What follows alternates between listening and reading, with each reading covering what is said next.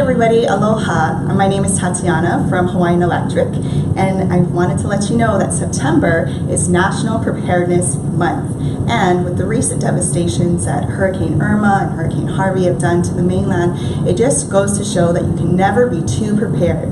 So first things first, we want to talk to you about our Handbook for Emergency Preparedness to help promote and educate our customers on how to best be prepared in case of any emergency that could come up.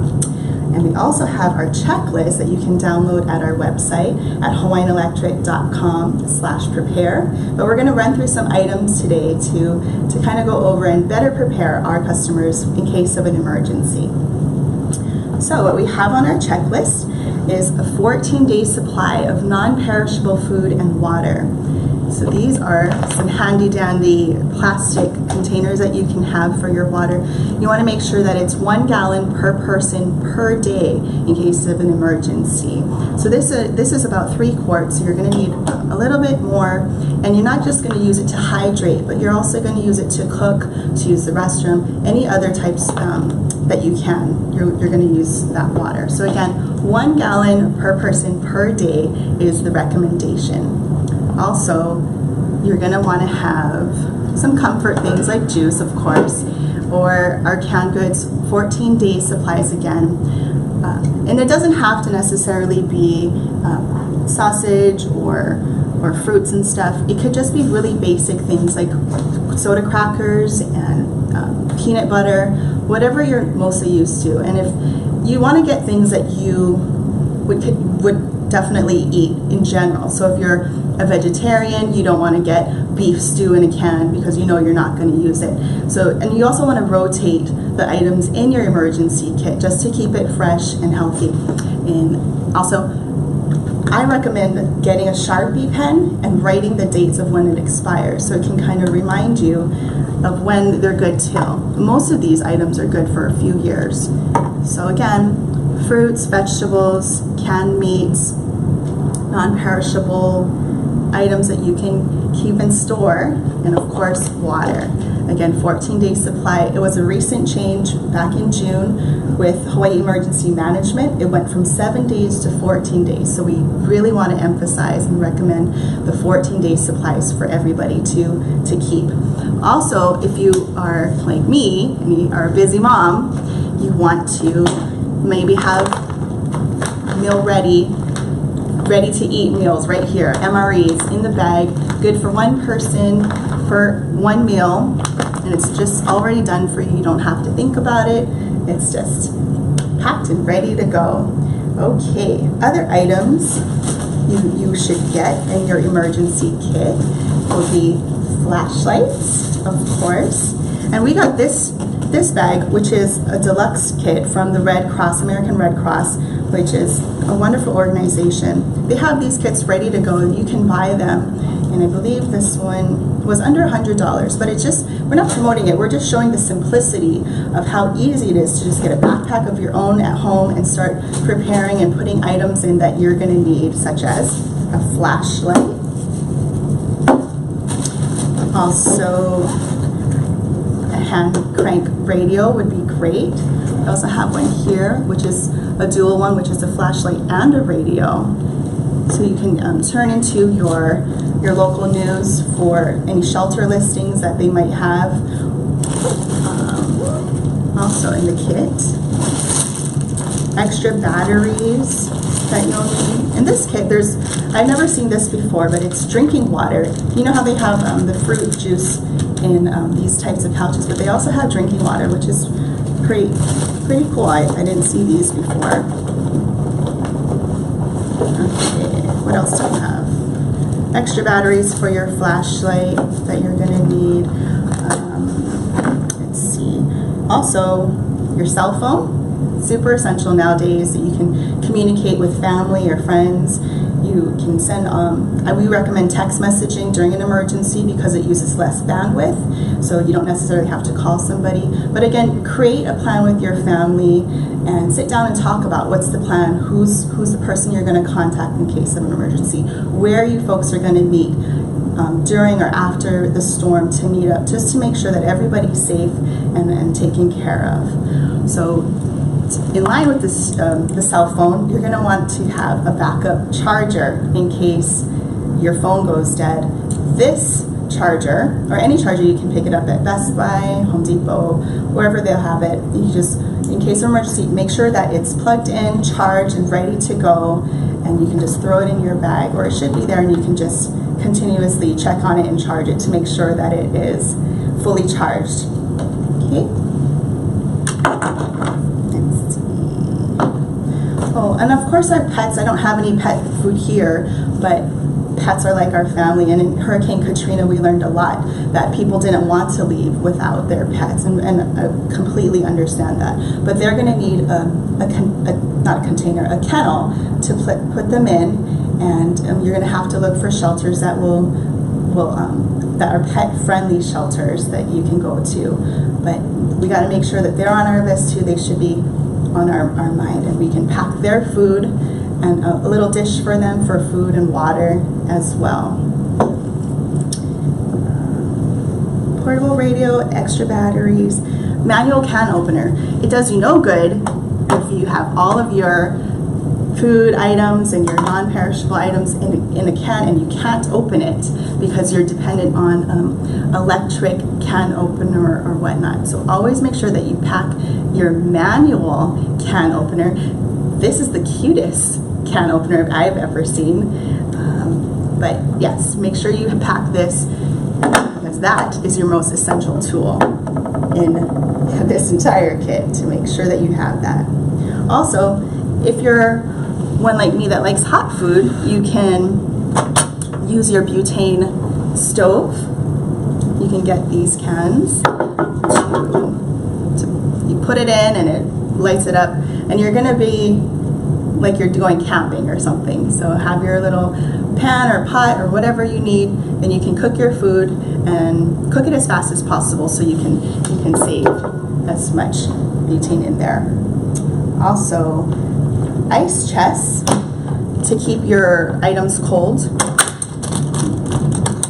I've read that you can get Ziploc bags and fill it with water and put it in your freezer before an emergency, like during a hurricane when we have those threats coming. You can get them all prepared just so you'll have something, your ice chest could maintain the coldness if you needed it. Matches and lighters. This is also on the list. These are really cheap now. I know when I was a kid these were really expensive, but these are really helpful to have, and you can light up whatever you need to get that started. All right. Mosquito repellent would also be on the list, because with any storm there's going to be a lot of rain, it's going to be damp, and it's going to bring out the mosquitoes a lot. So spray up, have that mosquito repellent ready, just in case you have that extra sweet blood that they're going to want to come nibble at. So just scare them away with some of that mosquito repellent. That works wonders. I don't have any cash or traveler's check, but it's on our list. So you're going to want to make sure that you'll have cash on hand, lower bills if possible, 1s, 5s, maybe 10s, but 1s and 5s would be really good to have on, and put it in your emergency kit. Because when there's a power outage and their storm is coming or approaching, the power might go out and we can't use our debit cards or our credit cards that we're so accustomed to using. So cash in an emergency is truly king. And you'll want to have your personal hygiene items put into your emergency kit. So soap, toothbrush, toothpaste, those are really good to have. And I wanted to show really quickly that in this emergency kit here from the Red Cross, it's all in. Your toothbrush, your soap, your shampoo, and even a little towel on the back. So these are all good items to have. If you have medicinal type of soap that you need to use, or any type of special prescription type things that you need, you're going to want to include that in as well. We have glasses that you're going to want to make sure that you have in your kit.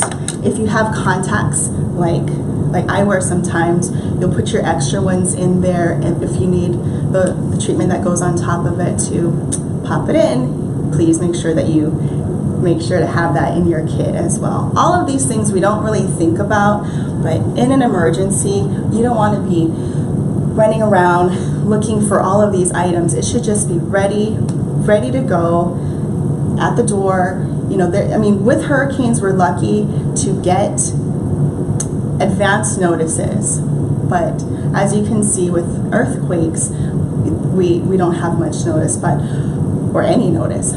So with tsunamis, you'll have a notice too. So it is essential to just always be prepared with things that you can do in advance, well in advance. So again, communicate with your family. When you're having a family dinner, discuss, you know, your evacuation plan, your emergency plan, who's going to help who. If grandma is unable to drive, who's going to help pick her up. Those are all things that we should run through it. It's almost like a dress rehearsal for the show. And it's not to scare anybody, but it's just to encourage being prepared, because I truly believe you can never be too prepared. Okay? Some other items you might want to add into your emergency kit would be like a little handy tool that you never know if you need to cut something, or pliers or nail cutter. These are all small items that you can just throw right into your emergency kit. Ponchos would be another one too. Extra clothing and blankets. I have 2 small children, so I would have to think ahead of what is their comfort item. Is it a teddy bear? Is it a teddy bear or any type of special thing that they're used to having? And during an emergency, you're going to want to have that little blanket for them, or anything of comfort to not scare them, but also just to let them know that it's going to be okay, and we're going to get through this emergency together. Okay? Some other items on our list would be important papers that you should be packing. If you have a copy of your insurance, your home insurance, you'll definitely want a copy of that. Those are all items you can put into your kit as well. They're not essential, but they would be if they were left at home and then they got ruined. So if you have it electronically, you can always just email that to yourself, or we can put it all on a flash drive or a USB drive, which can save these items, and then you can put it in a security deposit at the bank if you have one. If not, it goes right into the bag. It's not a big deal. But all the items that you need, insurance papers, deed to the home, important paperwork that you might, only you know what is important, sentimental things of value, family photos. I spent a long time scanning a lot of photos, and it took a long time, but they're irreplaceable. So I have it all on my USB drive, and it's just in my bag, and we're ready in case anything happens. I actually had duplicates made just in case, because they're priceless things to our family. So that's another tip. Okay.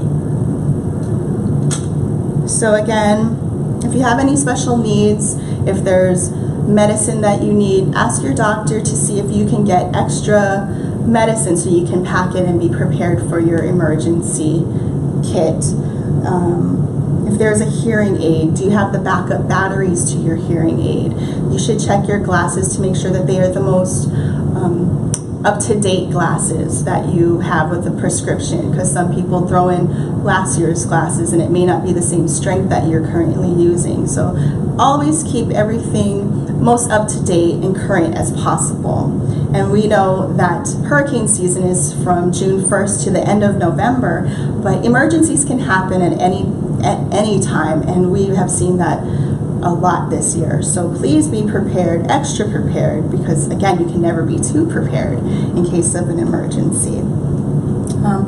Again, extra clothes, sleeping blankets for you folks. And if you do go to a shelter, just know that the space that you're going to be provided is really small. So you're not going to bring in your whole house and set up a campsite, because it's not going to happen. It's a very small area where you're just going to be able to lie down and have maybe an extra bag there.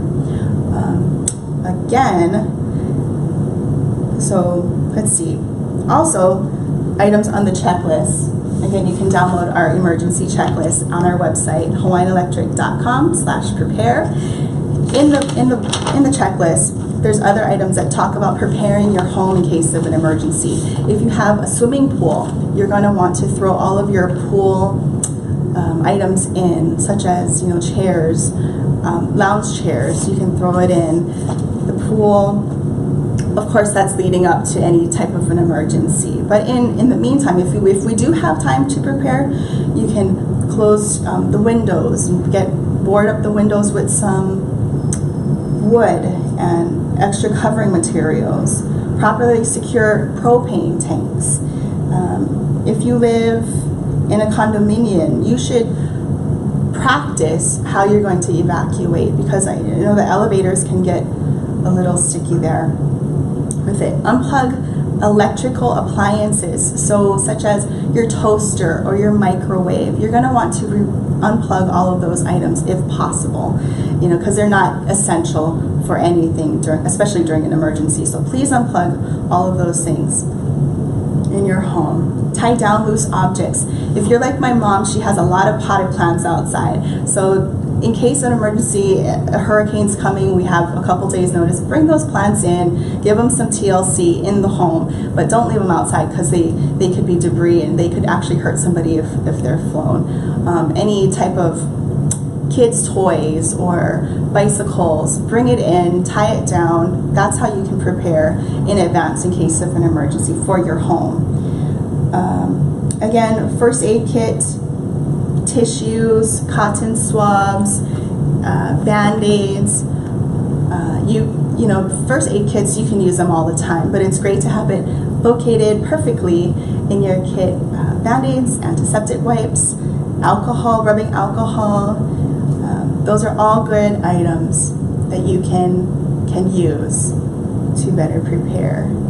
So I know that on our 14-day supply of food and water, you don't see a lot of snacks, but I would probably pack a little comfort snacks too for you folks.